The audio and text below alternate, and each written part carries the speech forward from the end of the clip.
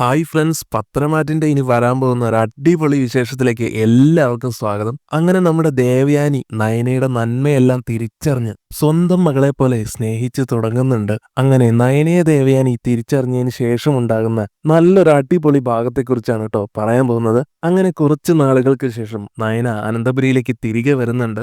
ഈ ഒരു സമയത്തിനിടയ്ക്ക് തന്നെ ദേവയാനി തിരിച്ചറിഞ്ഞിട്ടുണ്ടാകും തനിക്ക് കരൾ നൽകിയ ആള് തന്റെ മരുമകൾ തന്നെയാണെന്ന്. അതോടുകൂടി ദേവയാനിക്ക് നയനയോടുള്ള എല്ലാ ദേഷ്യവും എല്ലാ വിദ്വേഷവും വെറുപ്പും ഒക്കെ മാറി നയനയെ സ്വന്തം മകളായിട്ട് തന്നെ സ്നേഹിക്കാൻ തുടങ്ങുകയാണ്. അതിനുശേഷം അനാമികയും ജാനകിയും ആകും കേട്ടോ ദേവയാനിയുടെ പിന്നീടുള്ള ഏറ്റവും വലിയ ശത്രു. അങ്ങനെ നയനയ്ക്ക് കംപ്ലീറ്റ് ആയിട്ട് സപ്പോർട്ട് കൊടുത്ത് ദേവയാനി അവളെ ഒരു മഹാറാണിയെ പോലെ തന്നെ വാഴിക്കുകയാണ് അനന്തപുരിയില്. എന്നാൽ അനാമികയ്ക്ക് ഇതൊന്നും തീരെ ഇഷ്ടപ്പെടുന്നില്ല. അങ്ങനെ ഒരു ദിവസം രാവിലെ പതിവ് പോലെ നയന വീണ്ടും അടുക്കളയിലൊക്കെ കയറി ജോലിയൊക്കെ ചെയ്യാൻ ആരംഭിക്കുന്നുണ്ട്. ഇതെല്ലാം കാണുന്ന ദേവയാനി, ഇപ്പൊ ജോലിക്കാരിയൊക്കെ ഇവിടെ ഉണ്ടല്ലോ മോളെ, പിന്നെ എന്തിനാ മോൾ ഇങ്ങനെ കഷ്ടപ്പെടുന്നത്? മോൾക്ക് ഓപ്പറേഷനൊക്കെ കഴിഞ്ഞതല്ലേ, അതുകൊണ്ട് ഒരുപാട് കട്ടിയുള്ള ജോലികളൊന്നും ചെയ്യരുത് കേട്ടോ എന്ന് പറഞ്ഞു കൊടുക്കുമ്പോ, ഇല്ലമ്മേ, ഒരുപാട് കട്ടിയുള്ള ജോലിയൊന്നും ഞാൻ ചെയ്യില്ല. പിന്നെ പാചകം അതെനിക്ക് വലിയ ഇഷ്ടമുള്ള കാര്യമാ, അതിനിപ്പോ വലിയ ബുദ്ധിമുട്ടൊന്നും ഇല്ലല്ലോ, അതുകൊണ്ട് ഞാൻ അതങ്ങ് ചെയ്യാമെന്ന് പറയുകയാണ്. ഇതൊക്കെ കേൾക്കുന്നതും ദേവയാനി നയനയെ പ്രശംസിച്ചുകൊണ്ട് പറയുന്നുണ്ട്, എത്രയൊക്കെ പറഞ്ഞാലും മോളുടെ കറിക്കാണ് രുചി, മോൾ ഉണ്ടാക്കുന്ന കറിക്കാണ് രുചി. മോളോട് വെറുപ്പുണ്ടായിരുന്ന സമയത്തും ഞാൻ മനസ്സുകൊണ്ട് മോളെ അക്കാര്യത്തിൽ അംഗീകരിച്ചിട്ടുണ്ടായിരുന്നു. അത്രയ്ക്ക് അസാധ്യ രുചി തന്നെയാണ് നീ ഉണ്ടാക്കുന്ന കറികൾക്ക് എല്ലാത്തിനും. പിന്നെ ഇത്രയും കാലം മോൾ ഇവിടെ ഇല്ലാതിരുന്നപ്പോ മനസ്സിനൊട്ടും ഇഷ്ടപ്പെടാതെയാണ് ഞാൻ ആഹാരം കഴിച്ചുകൊണ്ടിരുന്നത്. അക്കാര്യം ജാനകിയോടോ അനാമികയോടോ ഒന്നും തുറന്നു പറയാൻ പറ്റില്ലല്ലോ, അതുകൊണ്ടാണ് ഞാൻ ഒന്നും പറയാതിരുന്നത്. അങ്ങനെ അവർ രണ്ടുപേരും കൂടെ സംസാരിച്ചു നിൽക്കുന്ന സമയത്ത് അനാമിക അങ്ങോട്ടേക്ക് കയറി വരുന്നുണ്ട്. ദേവയാനിയും നയനയും സംസാരിച്ചു നിൽക്കുന്ന കാണുമ്പോഴത്തേക്കും അനാമിക അവിടെ നിന്ന് പോകാൻ തുടങ്ങുകയാണ്. ഉടനെ ദേവയാനി പറയുന്നുണ്ട്, അനാമികയ്ക്ക് നമ്മൾ തമ്മിൽ മിണ്ടുന്നൊന്നും ഇഷ്ടമല്ല. ആദ്യം വന്നു കയറിയപ്പോ ഞാനായിരുന്നല്ലോ അവളെ ഏറ്റവും കൂടുതൽ സ്നേഹിച്ചത്, അതുകൊണ്ടായിരിക്കും അവൾക്കിപ്പൊ ഈ മുറുമുറുപ്പ്. ഏതായാലും മോൾ ഒരുപാട് കട്ടിയുള്ള ജോലിയൊന്നും ചെയ്യണ്ട കേട്ടോ എന്ന് സ്നേഹത്തോടെ പറഞ്ഞിട്ട് ദേവയാനി അവിടുന്ന് പോവുകയാണ്. ദേവയാനി അവിടുന്ന് പോകുന്നത് കാണുന്ന അനാമിക വീണ്ടും തിരിച്ച് അടുക്കളയിലോട്ട് തന്നെ വന്നിട്ട് എനിക്കുള്ള ജ്യൂസ് റെഡിയായോന്ന് വേലക്കാരിയോടായിട്ട് ചോദിക്കുന്നുണ്ട്. അപ്പൊ വേലക്കാരി പറയും, മോളെ അത് പിന്നെ ഞാൻ ഇവിടെ കുറച്ച് തിരക്കില, നൈരമോളും പാചകത്തില, മോള് തന്നെ ഒന്ന് ഇട്ട് കുടിക്കാമോ എന്ന് ചോദിക്കുന്നത് കേട്ട് അനാമികയ്ക്ക് അങ്ങോട്ട് ദേഷ്യം വരികയാണ്. പറ്റില്ലെന്ന് പറയുന്നുണ്ട് അനാമിക. ശേഷം നയനയോട് കൽപ്പിക്കുന്നുണ്ട് എനിക്കൊരു ജ്യൂസ് ഉണ്ടാക്കി തരാൻ പറഞ്ഞിട്ട്. നയനയാണെങ്കിലും വിട്ടുകൊടുക്കുന്നില്ല. നയന പറയുന്നുണ്ട്, അതുവേ നിന്റെ ഭരണമൊക്കെ നിന്റെ അമ്മായിയമ്മയുടെ അടുത്ത് വച്ചാ മതി, എന്റെ അടുത്ത് ഇറക്കണ്ട, ഞാൻ ഇട്ട് തരില്ല. ഞാനിവിടെ പാചകം ചെയ്യുന്നത് നീ കാണുന്നുണ്ടല്ലോ, അതുകൊണ്ട് എന്നെ കൊണ്ട് പറ്റത്തില്ലെന്ന് തീർത്തും പറയുകയാണ് നയനയും. ഇത്രയും കേൾക്കുന്നതും ദേഷ്യം കൊണ്ട് കണ്ണ് കാണാതായ അനാമിക നയന അരിഞ്ഞുകൊണ്ടിരിക്കുന്ന പച്ചക്കറികളും അതുപോലെ കട്ടിംഗ് ബോർഡും ഒക്കെ എടുത്ത് അങ്ങ് എറിയാണ് കേട്ടോ ചെയ്യുന്നത്. അതാണെങ്കിൽ വലിയൊരു ശബ്ദത്തോടു കൂടി തറയിലേക്ക് അങ്ങനെ വീഴുകയാണ്. മീനാക്ഷി ആണെങ്കിലും വേലക്കാരി മീനാക്ഷി ആണെങ്കിലും അനാമികയോട് ചോദിക്കുന്നുണ്ട്, കൊച്ചെ നീ എന്തായി കാണിക്കുന്നത്? അടുക്കള മൊത്തം നാശമാക്കിയല്ലോ. ആ കട്ടിംഗ് ബോർഡ് എങ്ങാനും പോയിട്ട് ഗ്യാസിലോ ടൈലിലോ എങ്ങാനും വീണെങ്കിലോ അതൊക്കെ പൊട്ടില്ലായിരുന്നോ? ഇവിടെ ചില്ലൊക്കെ ഉള്ളതല്ലേ, ആരുടെയെങ്കിലും ദേഹത്ത് വന്ന് വീണാൽ എന്നൊക്കെ ചോദിച്ച് വഴക്ക് പറയുമ്പോഴേക്കും അനാമിക മീനാക്ഷിയോടായിട്ട് പറയുന്നുണ്ട്, ദേ ഞാനൊരു കാര്യം പറഞ്ഞേക്കാം, നിങ്ങൾ ഇവിടുത്തെ വെറും സെർവന്റ് ആണ്. സെർവന്റിന്റെ പണി അങ്ങോട്ട് നോക്കിയാൽ മതി, എന്റെ മെക്കെട്ട് കയറാനോ എന്നെ ഉപദേശിക്കാനും വരണ്ട കേട്ടല്ലോ. അങ്ങനെ ഈ ബഹളവും കാര്യങ്ങളും ഒക്കെ കേട്ട് ദേവയാനി അങ്ങോട്ട് തിരികെ വരികയാണ്. അപ്പോഴേക്കും ദേവയാനി മാത്രമല്ല ജയനും ആദർശും ജാനകിയും എല്ലാവരും കൂടെ വരുന്നുണ്ട്. എന്താ ഒരു സൗണ്ട് കേട്ടതെന്ന് എല്ലാവരും വന്ന് ചോദിക്കുമ്പോ മീനാക്ഷി പറയുന്നുണ്ട്, എന്റെ പൊന്നു കുഞ്ഞെ, ഞാനിവിടെ പാത്രം കഴുകുകയായിരുന്നു, നയനമോൾ അവിടെ പച്ചക്കറി അരിയുകയായിരുന്നു. ഈ അനാമിക കുഞ്ഞ് വന്നിട്ട് ഒരു ഗ്ലാസ് ജ്യൂസ് ചോദിച്ചു, ഇതൊന്ന് കഴിഞ്ഞിട്ട് ഞാൻ വെച്ചു തരാമെന്ന് പറഞ്ഞെങ്കിലും അനാമിക കുഞ്ഞ് നയനയുടെ അടുത്ത് പോയി ദേഷ്യപ്പെട്ട് പെട്ടെന്ന് ഉണ്ടാക്കി തരാൻ ആവശ്യപ്പെട്ടപ്പോ നയനമോളാണെങ്കിലും ജോലി തിരക്കിലായതുകൊണ്ട് ഇപ്പൊ പറ്റില്ലെന്ന് പറഞ്ഞു. ആ ദേഷ്യത്തിലാണ് ഈ മോള് അരിഞ്ഞുകൊണ്ടിരുന്ന പച്ചക്കറിയും ആ കട്ടിംഗ് ബോർഡും എല്ലാം എടുത്ത് എറിഞ്ഞത്. അങ്ങനെ സംഭവങ്ങളെല്ലാം മീനാക്ഷി പറഞ്ഞു കൊടുക്കുമ്പോൾ അനാമികയുടെ ഈ അഹങ്കാരം കണ്ടിട്ട് എല്ലാവർക്കും ദേഷ്യം തോന്നുകയാണ് അനാമികയോട്. ദേവയാനിയൊക്കെ ആണെങ്കിലും ചോദിക്കുകയാണ്, അല്ല നിന്റെ ഇവിടുത്തെ ഉദ്ദേശം എന്താ? നീ ഇവിടുത്തെ വലിയ മഹാറാണിയാണെന്നാണോ നിന്റെ വിചാരം? ഇവിടെ നയന പോലും ജോലി ചെയ്യുന്നത് നീ കണ്ടല്ലോ, പിന്നെ നിനക്ക് ചെയ്യാൻ ജോലി ചെയ്താൽ എന്താടി കുഴപ്പം? അത് കേൾക്കുന്നത് അനാമിക പറയുന്നുണ്ട്, പണ്ട് നിങ്ങളെല്ലാത്തിനും എന്റെ പക്ഷത്തായിരുന്നല്ലോ. ഇപ്പോഴാണല്ലോ അവളുടെ സൈഡിലോട്ട് മാറിയത്. പിന്നെ ജോലി ചെയ്യുന്ന കാര്യം, അതിന്റെ ആവശ്യമൊന്നും എനിക്കില്ല.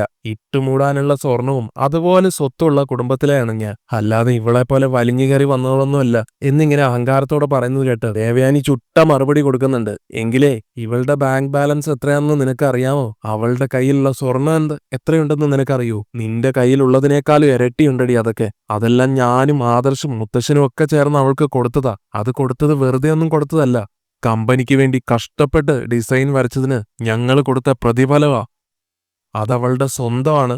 അതുകൊണ്ട് നീ നിന്നെ അവളുമായിട്ട് താരതമ്യം ചെയ്യരുത്. പിന്നെ അടുക്കളയിൽ കയറി ഫുഡ് ഉണ്ടാക്കുന്നുണ്ടെങ്കിൽ അത് അവളുടെ വലിയ മനസ്സാ. പാചകം ചെയ്ത ഭക്ഷണം എല്ലാവർക്കും നല്ല രുചിയോടെ വിളമ്പി കൊടുക്കണമെന്നുള്ളത് ആ കുട്ടിയുടെ ആഗ്രഹമാണ്. അതുകൊണ്ടാണ് അവൾ അത് ചെയ്യുന്നത്. പിന്നെ നിനക്ക് തനിയെ ജ്യൂസ് ഉണ്ടാക്കി കുടിച്ചാൽ എന്താ കുഴപ്പം? 24 മണിക്കൂറും ഫോണും നോണ്ടിക്കൊണ്ട് ചുമ്മാ അവിടെ ഇരിക്കുകയല്ലേ നീ? മേലനങ്ങി എന്തെങ്കിലും ചെയ്യാൻ നോക്ക്. ഇനി മേലാൽ നയനയുടെ മെക്കിട്ട് കയറാൻ വന്നേക്കരുതെന്നും ദേവയാനി താക്കീത് കൊടുക്കുന്നുണ്ട് അനാമികയ്ക്ക്. എന്നാൽ ജാനകി ഇതിൽ ഇടപെട്ടുകൊണ്ട്, ഏട്ടത്തി എന്തിനാ അനാമിക മോളെ കുറ്റപ്പെടുത്തുന്നത്? പിന്നെ നയന പച്ചക്കറി അരിയാണെന്ന് പറഞ്ഞു. അരിഞ്ഞുകൊണ്ടിരിക്കുന്നതിനിടയിൽ അവൾക്കൊരു ജ്യൂസ് ഇട്ട് കൊടുത്താൽ എന്താ ഇത്ര കുഴപ്പം? ഉടനെ ദേവയാനി തിരിച്ചു ചോദിക്കുന്നുണ്ട്, നിന്റെ മരുമകൾക്ക് കൈയിന് കുഴപ്പമൊന്നുമില്ലല്ലോ, അപ്പൊ പിന്നെ അവൾക്കത് ചെയ്താൽ എന്താ കുഴപ്പം?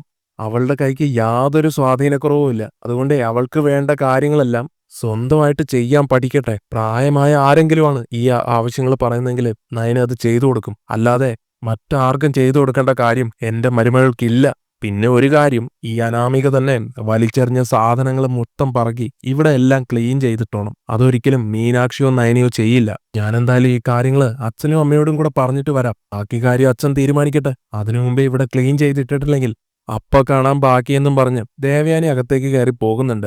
ഉടനെ ജാനകിയാണെങ്കിൽ അനാമികയോട്, മോളെ അച്ഛൻ ഇതറിഞ്ഞാൽ ആകപ്പാടെ വിഷയമാകും. അതുകൊണ്ട് മോള് തന്നെ ഇതെല്ലാം അങ്ങ് ക്ലീൻ ചെയ്ത് കൊടുത്തേരെ. അപ്പൊ അനാമിക ചോദിക്കും, അമ്മ എന്താ പറഞ്ഞത്? ഞാൻ തറ തുടയ്ക്കാനോ? എന്നെ കൊണ്ടൊന്നും പറ്റില്ല. മോളെ നീ ഞാൻ പറയുന്നൊന്ന് കേൾക്ക്. ഇതൊക്കെ ഒന്ന് വാരി ഒന്ന് ക്ലീൻ ചെയ്തിട്ടേക്ക്, ഞാനും സഹായിക്കാം. അച്ഛനും അമ്മയും ഇപ്പൊ ഇറങ്ങി വന്നാൽ ആകപ്പാടെ വിഷയമാകും മോളെ. പിന്നെ അവർ ഓരോന്നൊക്കെ പറയും. അതുകൊണ്ടാണ് ഞാൻ പറയുന്നത്. എന്നാൽ അനാമിക വീണ്ടും നയനയെ കുറ്റപ്പെടുത്തുകയാണ്. ഞാനൊരു ജ്യൂസ് ഉണ്ടാക്കി തരാൻ പറഞ്ഞിട്ട് അവൾക്കത് തരാൻ കഴിയാത്തത് കൊണ്ടല്ലേ ഇത്രയൊക്കെ പ്രശ്നങ്ങൾ ഉണ്ടായത്. ആദർശാണെങ്കിൽ ഇതെല്ലാം കേട്ടുകൊണ്ട് നിൽക്കുകയാണല്ലോ. അനാമികയോട് പറയുന്നുണ്ട്, അനാമിക ഞാൻ പലതവണ പറഞ്ഞിട്ടുണ്ട്, നയന നിന്റെ വേലക്കാരിയല്ല, ഈ അനന്തപുരിയുടെ മഹാറാണിയാണ് അവൾ. ഇവിടേക്ക് കയറി വന്ന മൂത്ത മരുമകൾ. ഈ വീടിന്റെ ഭരണം ഏറ്റെടുത്തത് എന്റെ മുത്തച്ഛനും അതിനുശേഷം എന്റെ അമ്മയൊക്കെ ആയിരുന്നു. ഇനിയിപ്പോ അതെന്റെ ഭാര്യയാണ്. ഇത് കേൾക്കുന്ന അനാമിക പുച്ഛത്തോടെ തിരിച്ചു പറയുന്നുണ്ട്, ഓ അല്ലേലും ഇളയവർക്കൊന്നും ഇവിടെ യാതൊരു സ്ഥാനവും ഇല്ലല്ലോ. MD സ്ഥാനവും വീടിന്റെ സ്ഥാനവും മറ്റെല്ലാ സ്ഥാനങ്ങളും ഇവിടെ മൂത്തവർക്ക് മാത്രമാണല്ലോ. ഇവിടെ എന്റെ ഭർത്താവും അബിയും ഒക്കെ വെറും പുറമ്പോക്കൾ മാത്രമാണെന്ന് ഞങ്ങൾക്കൊക്കെ അറിയാം. എന്നാൽ അജയനും പറഞ്ഞു കൊടുക്കുന്നുണ്ട്, മോൾ അങ്ങനെയൊന്നും പറയരുത്, ഞാൻ ഈ വീട്ടിലെ ഏറ്റവും ഇളയതാ എന്നും പറഞ്ഞിട്ട് ഞാൻ ഇതുപോലെ ആരോടും വഴക്കടിക്കാനൊന്നും പോയിട്ടില്ല. എനിക്കറിയാം എന്റെ ഏട്ടന്റെയും ആദർശമോന്റെ സ്ഥാനവും അവരുടെ കഴിവും ഒക്കെ എത്രത്തോളം ഉണ്ടെന്ന്.